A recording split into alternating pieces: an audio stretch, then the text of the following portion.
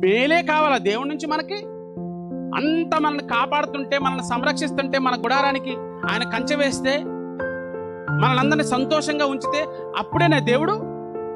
అలాగుంటేనే దేవుడు? ఏ కష్టాల కన్నీళ్ళు దేవుడిని మనం స్మరించుకోలేమా? బాధల్లో ఇబ్బందుల్లో దేవుడిని మనం మహింపరచలేమా? దేవుని ఆరాధనకి మనం రాలేమా? ఈరోజు సంఘానికి వచ్చే వాళ్ళు ఎవరండి?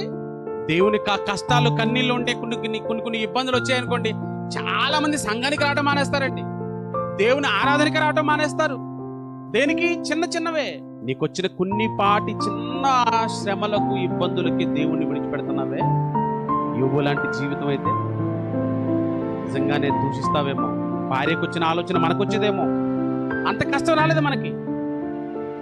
దేవుని వలన మేలు మాత్రమే మనం అనుభవిస్తామా? కీడును మనము అనుభవింప అంటే మనం మేలును మాత్రం అనుభవించడం నేర్చుకున్నామా? మనం కీడును అనుభవించకూడదా అన్న ప్రశ్న వేశాడండి ఆ రోజు సమాజానికి భార్యతో పాటు. ఈరోజు మనకు కూడా అదే సమాధానం, అదే ప్రశ్న.